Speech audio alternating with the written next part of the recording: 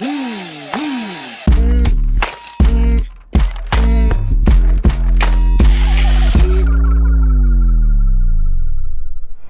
what's up, everybody? My name is Del. I'm here with Lecrae, artist, writer, sci-fi enthusiast. What else, bro? That's my favorite one right there, sci-fi enthusiast. And I'm here with Andy Mineo, and this is the Work in Progress podcast. This is how we got Andy to release a whole bunch of records that for one reason or another have not come out. And finally, they're seeing the light of day. It's crazy. Yeah, and today we're talking about a record called Another Me.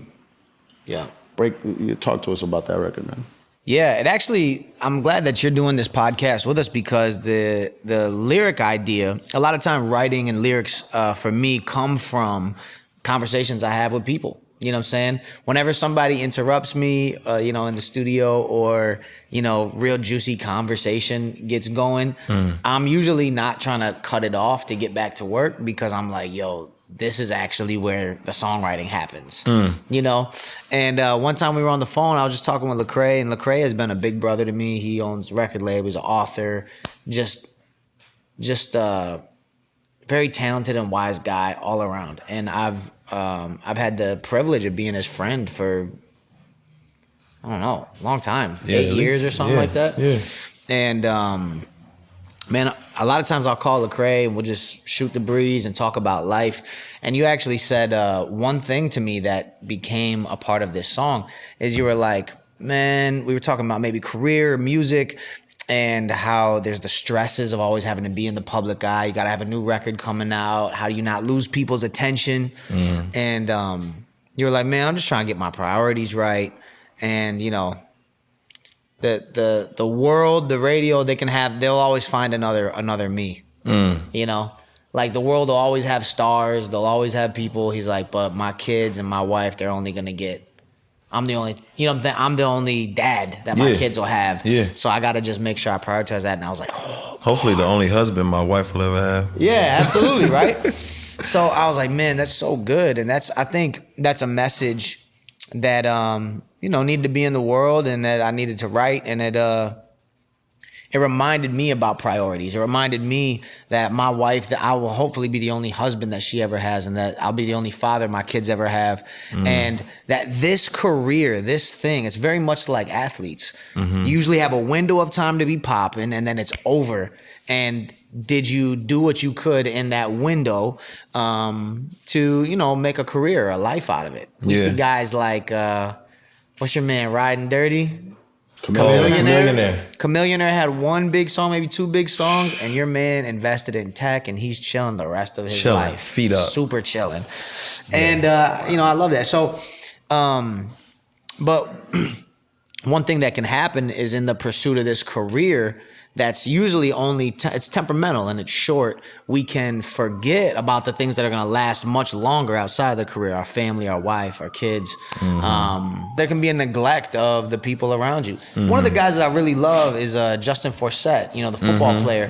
Man, he said something to us at one point where he was like, nah, I'm not missing date night, like ever, to go and do something with the guys from the football team because football is going to end, but my relationship with my wife is going to last for the rest of my life. Major facts. And I was like, yo, that's such a sense of priority that I really like.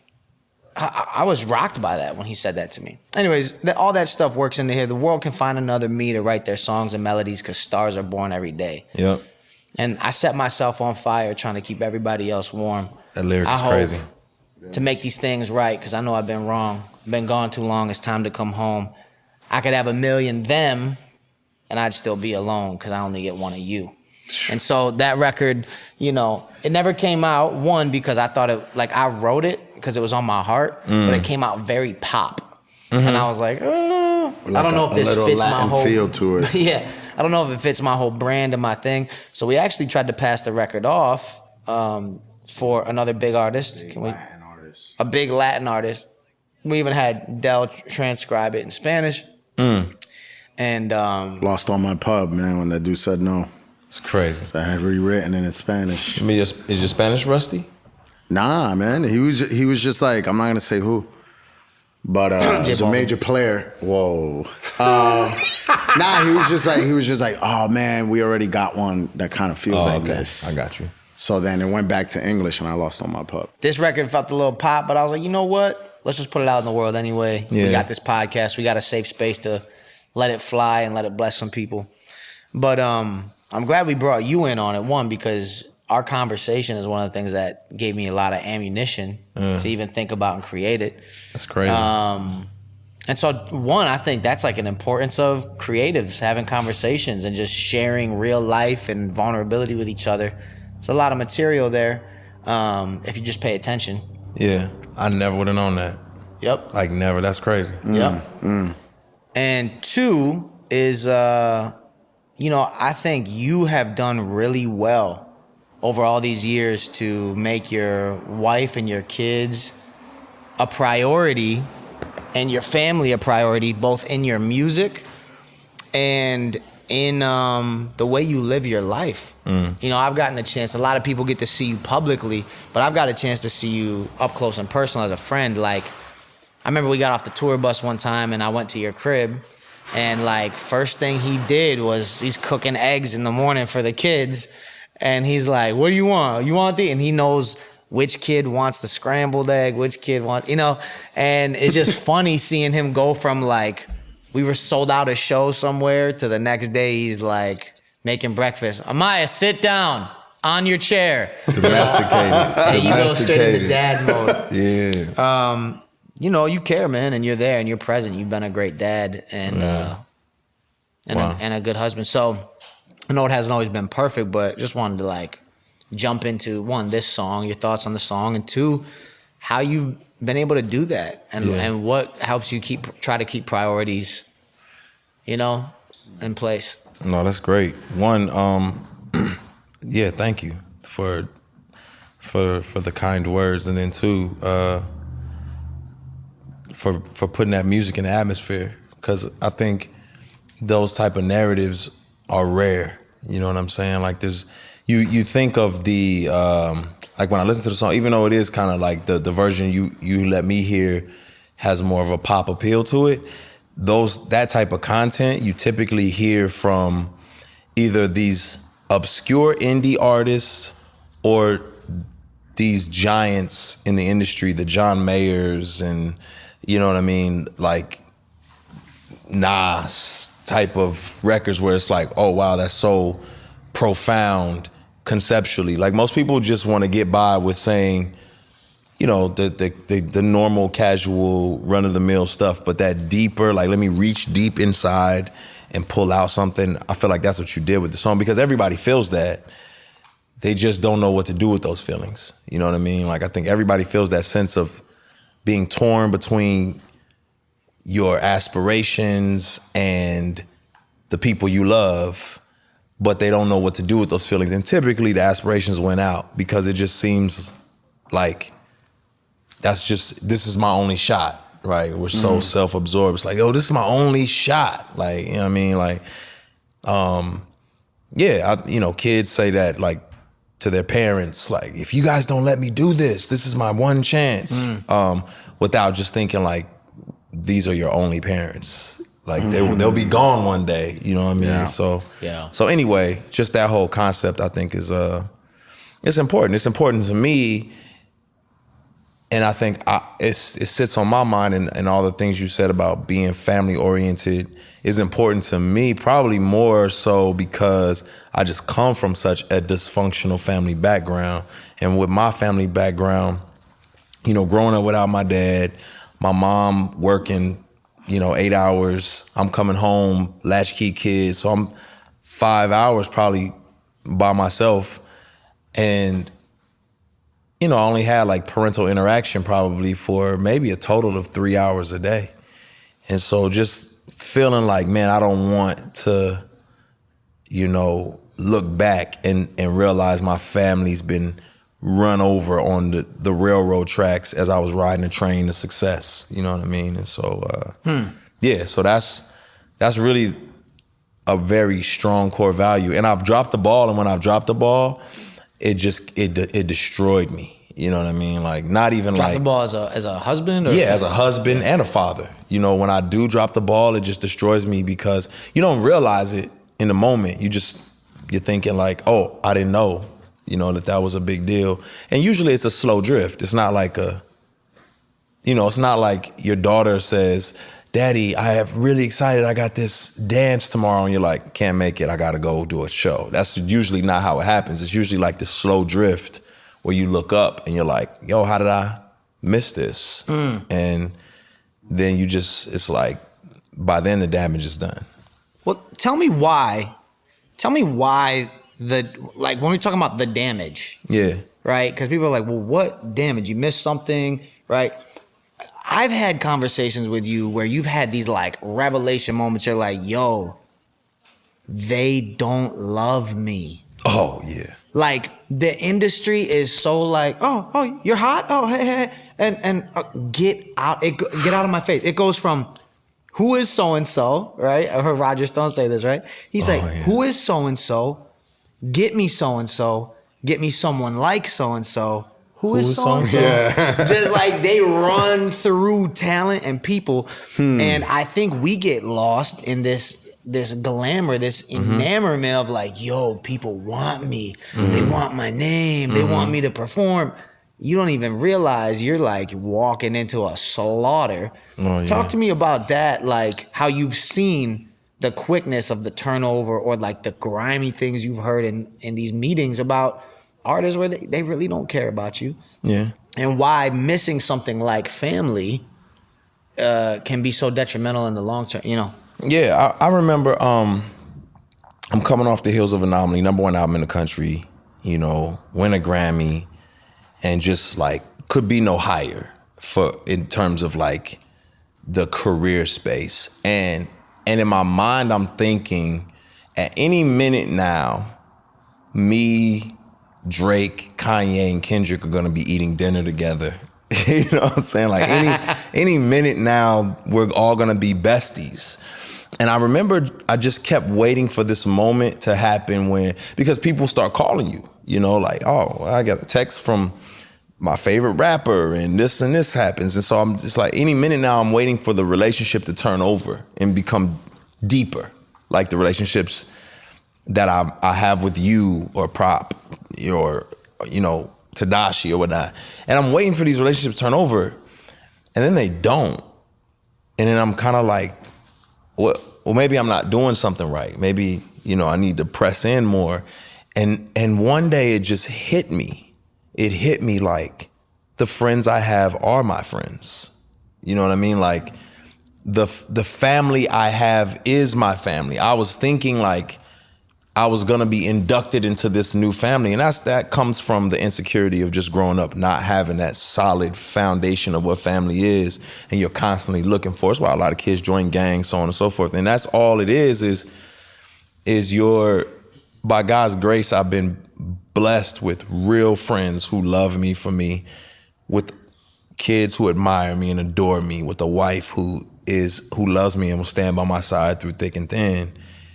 And I'm like fighting to, you know, for the affirmation of these randomness. And it's just like this, you know, that time period, the Anomaly period, I call it, or whatever, the phone was ringing. You know, it's like super producers calling, just all this kind of stuff.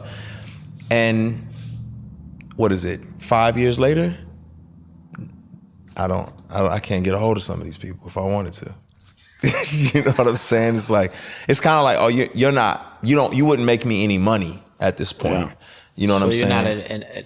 There's no interest. There's no interest. Yeah.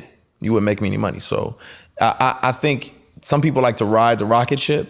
Sometimes if the rocket ship gets too high, it's like, it's not worth it. But if it's taken off, it's like, yes, let me jump on this. And I knew people were doing that. Like Static Selector told me, he was like, bro, I just called you because you were smashing on iTunes. And I was like, yo, I got to get this dude on my project. I had never listened to none of your music. And it was like, cool, I want to be influenced. And then, you know, he called you, you know what I'm saying? It's like, so you know what it feels like for people to just jump on the bandwagon. Yep. So yeah, I think I think realizing that it's business and like it's okay and not expecting more from it. Like I think ultimately people want to reach out to you. You know what I just watched recently? You probably really like this. The Studio 54 documentary on Netflix. I want to see that joint. Crazy, dude. I want to see that joint. I've seen some stuff about it. There was a part in it where he said, yo, there were certain people that, you know, they would have a list and some names would have DFU next to it, which means don't F up. Don't mess it up. Okay. And that would mean that the owner himself had to come and make sure he brings this person in. And this was people like Mick Jagger. You know what I mean? Like basically the top echelon. Wow. But he was saying, he's like, oh, you know, Mick Jagger and Keith Richards, they get in, you know, for free, of course. But the other members of the Rolling Stones, they'd have to pay. They'd have to pay an entrance to get in. I was like, what? And to me, it's like, look, man, it's pretty simple the way just things work. Either someone's like a wild fan of you and what you do. Yeah. It's either that they see an opportunity to make a lot of money. Mm-hmm. It's either because your manager has a crazy relationship with someone and that brings you in there. Or, I mean, those are pretty much the three reasons, right? Why someone would want to reach out to you. Yeah, cosign, benefit. Yeah, and like it is what it is, and like if you understand that, you don't have to put more stuff into it. You know what I mean? But I think that sober realization is crazy. That man. people don't see that though. Yeah. That's the thing, is everyone acts like it's all family. You know, especially when your product is yourself. Right. See, that's a really weird thing. It's like I'm Andy Mineo, the artist, and then I'm Andy Mineo, the husband and friend in person. There's no like Rooted, my clothing brand, and then there's Andy. You know, it's like, do you guys like my brand? Do you like my product? It's like, do you like me? And so that's where it can get really weird, especially when you don't have a stage name either. Like you can't even separate. Like you are Lecrae. Facts. You know what I'm saying? So, and the tattoo on your arm proves it. I've covered that.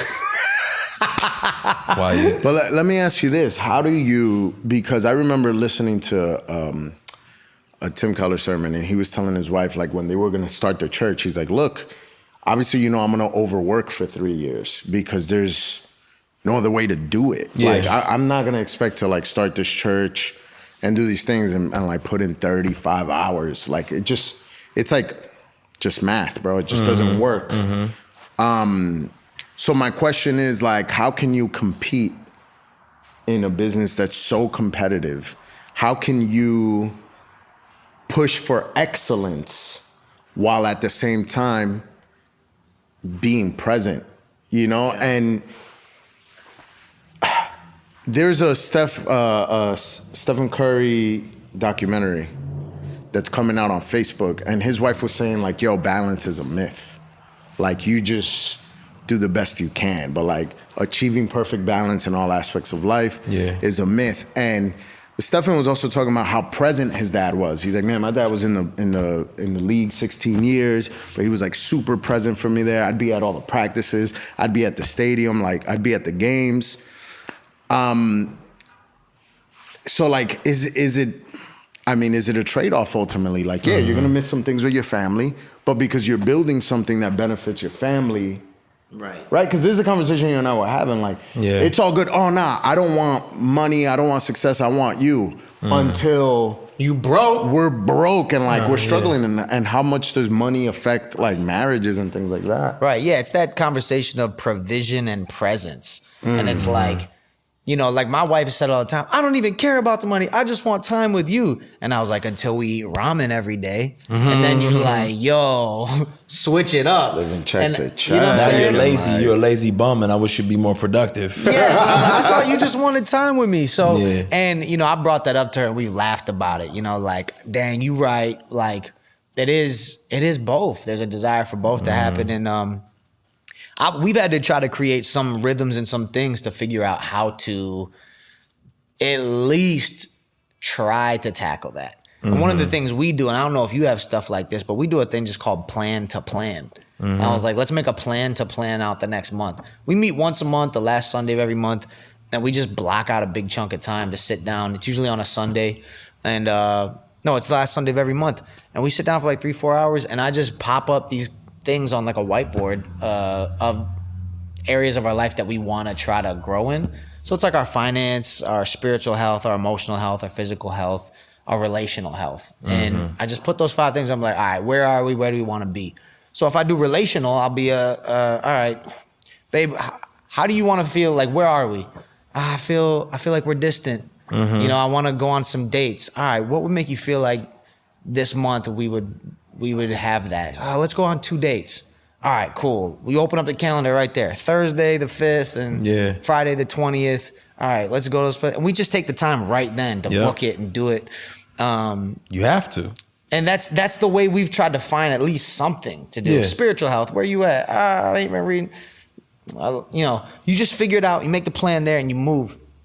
But I know that took us a while to get there. It took a whole lot of like explosions and just hurt and missing each other to have to finally put a system in place like that. I mean, what do you do to try to keep something like we call that right? We do the same thing. We call that reverse engineering, where we just start where we want to be and work backwards. But you have to do that when you're like I think any healthy family needs that, but especially people in our position where we kind of have what do you call it? Unconventional schedules, unconventional lifestyle schedule and so on and so forth. So you kind of have to build that in because otherwise it's chaotic. And because in the entertainment space, the goals are just, they're all over the place, right? So it's just kind of like, what goal are we after?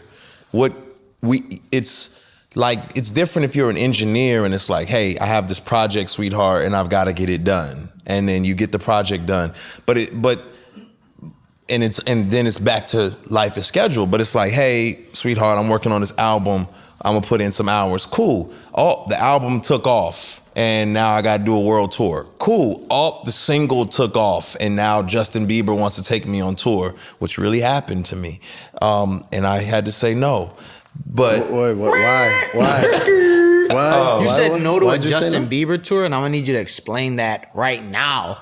Oh yeah, I said no to the Biebs. I said no for a couple reasons. One was because I was, working on my own project, about to launch my own album tour, and then to follow that up with a Bieber tour meant like zero time with my family. It's an international tour out of the country with him, and it meant no time with my family. It was just kind of like, because I can't just, make my kids' life revolve around me. That's the biggest mistake I started making initially. Ooh, talk about it. That was the first thing I thought, I've got a lot going on. And I mean, it's Bieber and you know what I'm saying? Like, what you guys build your life around me. So basically what we're going to do to keep us together, we're going to travel overseas. And be the Lecrae show. Basically. And my kids are like, we have our own school. We have our own friends. We have our own life. My wife is like, yeah, I mean, I have a life and ambitions and desires and dreams too. And I like for those to be considered. And it's kind of like, it just seems like because the world admires this thing so much that you couldn't possibly put that on the back burner for your family. But it's what matters the most at the end of the day. And when I sit back, you just never hear anybody on their deathbed saying, I wish I would have made so much more money, or I wish I would have got to meet the president before I died. You do hear people saying, I wish I would have spent more time with my family. Yeah. I wish I would have said things that I did. You know what I mean? So it's like, I mentioned one thing. I went to breakfast this morning with a guy, and I mentioned something that you had said to me at one point. Because he was talking about, he met y'all at like a family camp or whatever, and he's like, man, I take my kids everywhere around the world, and the one thing they can't stop talking about is family camp, And I was like, oh wow, because experiences are something that you can't take away from anybody. They're memories. I saw a Dave Chappelle interview, and he said, man, he's like, every birthday I pretty much manufacture memories. So he said, and he was like, basically what it means by that. You can't do a Dave Chappelle impression without the cigarette. Listen, man. This joint is crazy, right Listen, here. man. This joint is Listen, crazy. man, let me ash that out real quick. You gotta ash. Yeah, all right. Yeah. And he said basically I fly in the nuttiest people, the funniest people. Like I want to put everyone in a room because I know if they're there, something funny and something good. And he just essentially like, all right, I know if I shake all this up and put it in a thing, it's gonna create a memory. And he does that for his birthdays and parties. And I was like, yo, that's tight. Because he said, you can't take my memories from me. People might be able to die, might go away. That money might go away, but when you have this stuff, I cherish that, carry that with me. Yeah. And I said, you told me this one time. You said, yo, if you're gonna spend money on anything, spend it on making memories. Boy, I wish He's like, yo, I could have. It I sounds could like have a millennial 20 mantra right there. He's like, I could have 27-inch rims on my car and they could look great, or I could take my whole family to Disney World for a week, and it was like, I'm choosing Disney World every time. Yep. And I was like, yo, I never really thought of it like that, but it's changed the way I look at how I spend money now. Where I'm like, okay, I could have this nice pair of whatever, or me and my wife could go do something that we might remember forever. Yeah, for sure. And it's just like, you know what? I'm gonna start putting it into experiences. So shout out to You're talking my language, my brother. Like that was an experience guy through and through. I mean, 1,000%. Like my wife just did like the tasting menu at Blue Hill, this restaurant in New York. Yeah. We knew about the restaurant, but on Chef's Table they had an episode and we were just like, all right, bro, we gotta go. Cause it's like farm to table and like the story was crazy.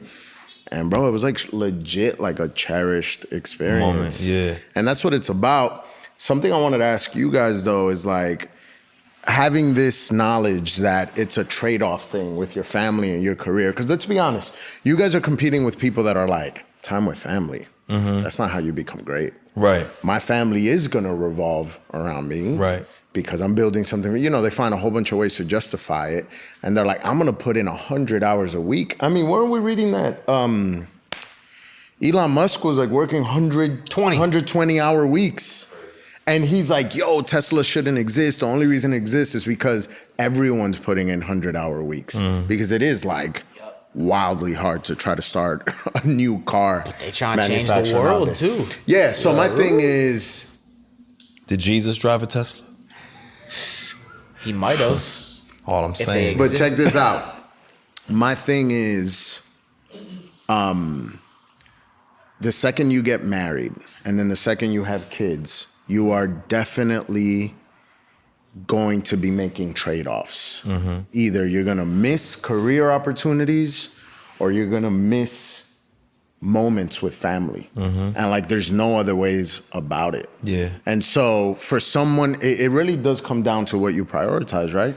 Because if y'all are like, hey man, if I'm gonna be left in the dust because I'm not willing to do anything like a lot of the competition is, so be it. Yeah. Because I define success in this way. Yes. And that's just what it comes individually down to. defined. My wife literally just she was working on Fifth Avenue at a hair spot. They were like, yo, we want you to go to California and open up this spot and run the whole thing. Like she was like flying through the letter and she was like, oh nah, I'm not doing this. Yeah. She just is like, it's not worth it. And I'm like, yo, what? She's like, I'm not gonna miss time with my husband and my family. And it's just such a personal conviction. Like, it's not worth it. The best thing in the world is my time with my family. But she's just certain about that. I think a lot of us aren't certain about that. Yeah. You know what I'm saying? And a lot of us are like, no. I mean, you think about some of the greatest people ever to take a thing or a sport or a product to the next level. You look at their home lives, and usually they're disasters. Disaster. And you say, well, like the whole world praises them for the contributions that they made, but the people who knew them closest were like complete jerk. Yeah, Billy Graham. Billy Graham, really? Billy Graham. Like true story. He was Shout out Billy Graham. Yeah, I mean, God bless him in all of his efforts. Legendary.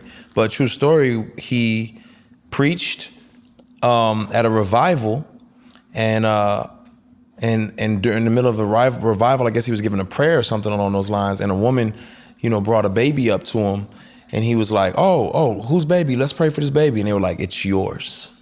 And he had been gone so much, he didn't even recognize his own baby. You know what I'm saying? And so, but he would admit that even to his dying day, that he wished he spent more time with his children. You know what I'm saying? Oof. And so it's like, even what he would say is not just career, it's a call, got in the way of what he. And I guess like if you don't ever get married, don't ever have kids, go for it. And I mean, Paul talks about it, right? He's like, yo, life is way less complex. Go crazy. Yeah, go for it. But I guess when you do though, like I'm married now, and I'm like, there's a whole bunch of stuff that now, like on Andy's tours. Before I said this in another episode, before I was married, I'd be like, oh yeah, I'll go on the whole tour. Yeah, well, I mean, you know, you're my artist. Like I want to make sure, I want to be all the details. Now I'm like, what, Houston, Atlanta, LA, right? Those are the important dates. I'll be there.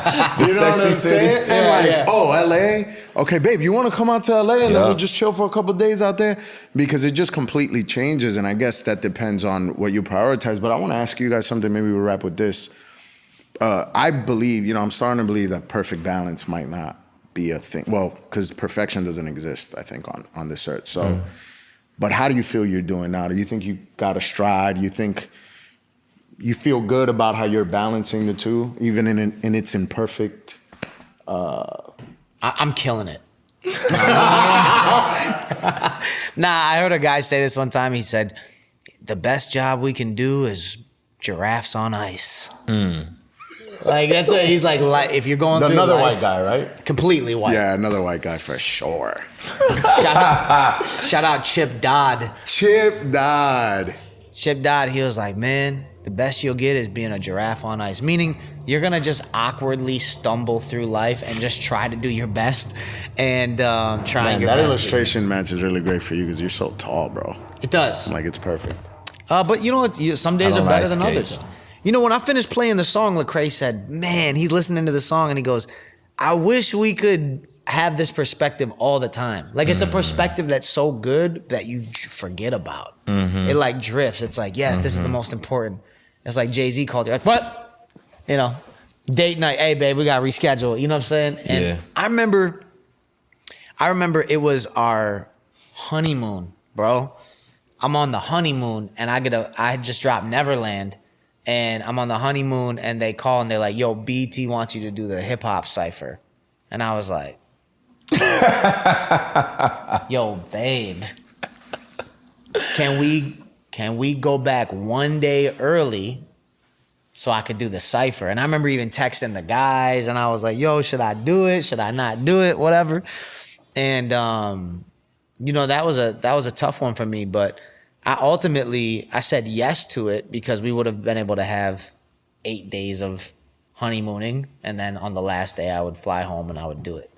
But I did have to try to write it while I was on the honeymoon. And, I don't know if I made the right decision, honestly. Anyways, I did the cypher and I don't know if I lost trust or if we gained something for our career. Yeah. But that's real stuff that happens. Yeah. And, I'm sure there'll still be more that we have to weave through together. I remember I got an offer, maybe one of the biggest offers I've ever got in my life. 8 figures, fam. And I just remember my wife being like, no, that's my birthday weekend. And I just remember saying, we'll buy your birthday. We'll buy you a new birthday. You feel me? But here's the thing. I was like, but you don't have to work the rest of the year if I do this weekend. Like, couldn't we just move your birthday week? Because here's the thing. I'm the type of guy, my birthday's April 17th. We're going to go celebrate April 25th. Whatever. I don't deal. care. Yeah. Don't mean nothing to me. It's like, yeah. For her, she's like, no. September 15th, we're hanging out. And I was like, okay. And I had to eat it. I had to eat it. And I just had to tell them like, nope, I'm not going to take that year-changing figure for one day of work. I will not do that. And look at God. I told my boys, I told Gavi was asking me, he's like, yo, tell me the number, bro. Tell me the number. And I was like, yo, chill. I was like, all right, I'll tell you. So I let him in, and he was like, "Yo, chill." And like 2 weeks later, they were like, "All right, they're gonna move the event. Do you want to come?" And I was like, "Look at God." And I think it was God's way of like honoring the fact that I was willing to be like, "Nah." So you're And saying I'm God gonna hold wants you you down. to ball out. That's what you're telling So me. what I'm saying is, with God, Oh man, that's a different balling is combo. possible.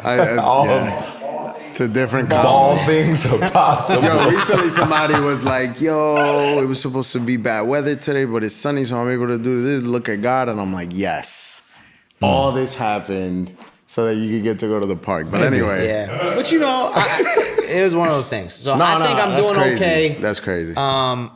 There's always room to grow, but Yeah. But I don't even believe in balance. I believe in a healthy tension. I think tension is the best you'll get.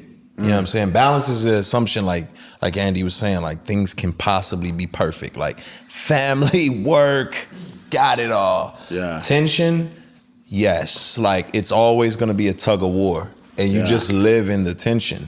You know what I mean? Yeah. And that's what you aim for is a healthy tension. But not having tension is when you're in trouble.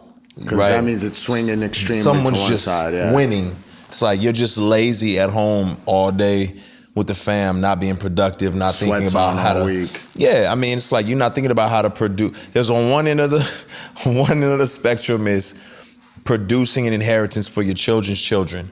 On the other end of the spectrum, it is, seeing others as better than yourself and investing, loving your wife like Christ loved the church. You know what I'm saying? Yeah, So it's yeah. like you live in that, and that's what I aim to do. Is just if ever I've had those moments. I had a couple years where it was bag chasing and building, empire building, and it was like, yo, when's the last time I went on a date? You know what I'm saying? And then I've had years where it's been like, I'm just flying by, it's like just too much fun. Like all we're doing is kicking it. And then I'm looking and I'm like, Losing market share. ooh. The money's looking funny, right? You know what I mean? Like, woo. can I get a Losing wild market share. You know what I mean? So Yeah. You know what, man? I think really it's a question of putting people over things. And I think that's something that we, because of our specific worldview, it's something that we believe is ultimately right. So whenever we can put people above just things, we think it's good to lean that way. And I think the seasons where it's been the other way, it's just that the things have been more valuable to us. Facts. So it's really a question of like how we order our loves. So that's the key word for this. He's gone. People over things. He's chasing a bag. setting up the next podcast?